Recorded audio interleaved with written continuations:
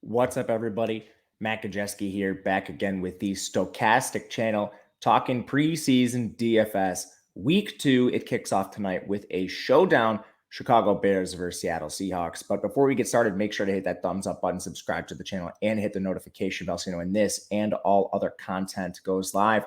We are also brought to you today by Prize Picks. And if you haven't heard of Prize Picks, they're daily prop-based contest. There's no sharks, no optimizers, no mass entries. You just make lineups of players based on their projected lines, and you can even use different sports. You can do cross entries, test your knowledge, MLB and NFL, whatever it may be. You can make lineups with up to 5 players, and you can win up to 10 extra entry fee.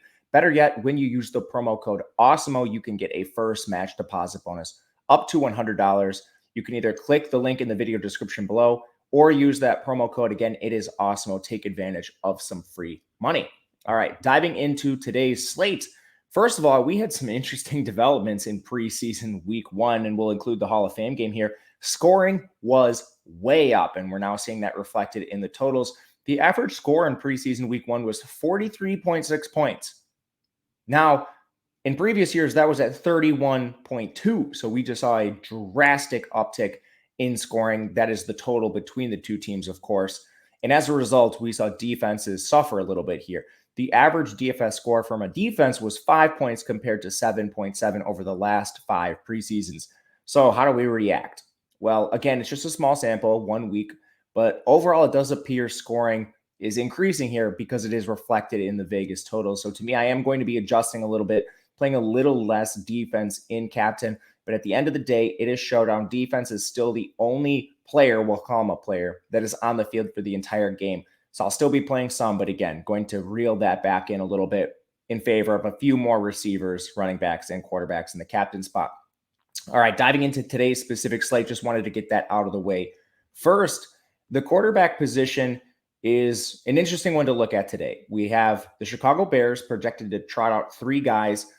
The starters for the Bears are going to get a series or 2, according to Eberflus, their head coach. But last week, Fields played 18 snaps, so there's a chance he maybe plays a little bit more.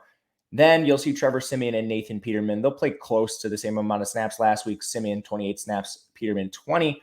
I still think Siemian's probably the best play here if you're looking at any of them. But Seattle's more condensed than that. Drew Lock tested positive for COVID-19, so you're going to see Geno Smith and Jacob Eason play the whole game. Their coaching staff has already said these guys are each getting a half. Geno Smith is the better of the 2 quarterbacks, just looking at raw ability. So I think he ends up being the number 1 quarterback play on the board, followed by Jacob Eason. And all that comes down to playing time. The Bears guys just aren't going to play as much as the Seattle guys. So I'm going to tentatively lean the Seattle direction.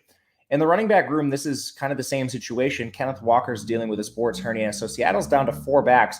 And Rashad Penny only returned to practice on August 16th. So I'm not even sure we see him. If we do, anticipating a series or 2. That leaves DJ Dallas, Travis Homer, and Darwin Thompson as the main backs here. Josh Johnson on the roster did not play in week 1 of the preseason. Of this group, DJ Dallas and Homer have the best path to success.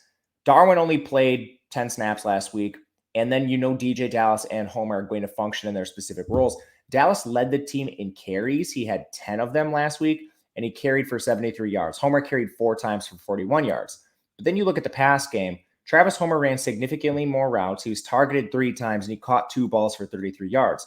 Dallas targeted 1 time himself for 17 yards. So you're going to see Dallas as your early down grinder back. Homer is more of your third down back. But the 2 of them splitting most of the work, followed by whatever's left. That'll go to Darwin Thompson. For the Chicago Bears, you have more backs in the backfield, more cooks in the kitchen, if you will. They're going to have 6 guys active again here. That's going to be David Montgomery, Khalil Herbert, Tristan Ebner, Darrington Evans, Demontre Tuggle, and then fullback Curry Blasingame, who did play 4 snaps, ran 2 routes. He's kind of negligible, so you're dealing with more 5 here. Of this group, I think Evans and Ebner are still the guys you want to target. Khalil Herbert's the locked-in backup. David Montgomery's coming off an injury, so we're not sure how much he plays, if he plays at all. Then Tuggle only got 9 snaps in week 1. But between Evans and Ebner, I think these 2 are solid GPP plays. Ebner and Evans, they carried 6 and 7 times respectively. Neither was particularly efficient, but they kind of split the work 4 ways last week evenly. Of Herbert, Tuggle, Ebner, and Evans, none of them had more than 7 carries. None of them had below 6 carries. Where I think this separates itself is in the pass game. Ebner is a pass catching back, only one target for him. But then you saw Darrington Evans lead the team with 5 targets, 3 catches there. Interestingly, their routes were pretty much in line. Ebner 8 routes, Evans 10 routes. So I think that kind of normalizes over the span of time. Once you get behind the 2 premier Seattle backs, I think Ebner and Evans are the 2 best plays. At receiver, I do think you want to take a look at Chicago more than Seattle. They're going to have 8 healthy receivers tonight. Byron Pringle's hurt. N'Keal Harry's hurt. Tajay Sharp didn't practice in their most recent practice. And the same goes for David Moore and Chris Fink. That leaves just 8 healthy receivers. And we know starters allegedly are going to play a series or 2. So Darnell Mooney, Equinemius St. Brown, those are locked in starters right now. And it's funny, each of them played exactly 18 and 17 snaps. Each of them ran 10 routes. So I don't think they're out there for a majority of the time. Where I think we can get an edge is Velus Jones is expected to make his debut. He's certainly fighting for a role with this team. He's a lock to make the roster, but he's fighting for a role. So I think Velus Jones is somebody you could see up near 40, 50% of the routes. Isaiah Coulter and Nasimba Webster are the 2 other players that got significant time in preseason week 1. And Daz Newsome is somebody I would like to include here. They also have Kevin Shaw and Dante Pettis on the roster. But these 2 players received 8 and 11 routes respectively in preseason week 1. Not expecting a big role here. If you look at the previous week's box score, Coulter was the player who had most of the opportunity.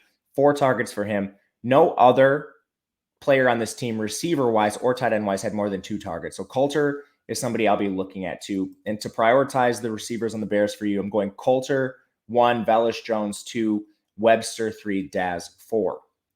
For Seattle at receiver, you have 10 active players here, but we're not sure how much we're going to see out of Metcalf, Lockett, and Swaim, especially with Drew Lock out, Kenneth Walker out.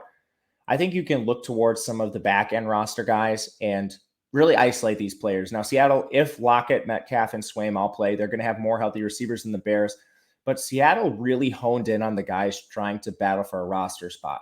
So you saw Bo Melton with a 53% route rate, and you saw Derek Young with a 69% route rate. These 2 players easily led the team in routes, and then respectively, that was reflected in the box scores. Bo Melton led the team with 47 receiving yards. He had 3 targets. Derek Young led the team in overall target volume, 5 there. He caught 4 of them for 30 yards and a score.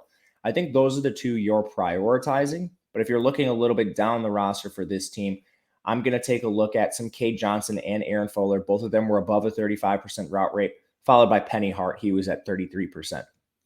For tight end, it's a disaster for both these teams. In Showdown, you're probably not taking a look at any of these guys, but just to at least break it down for you, J.J. Arcega-Whiteside joined Seattle via trade.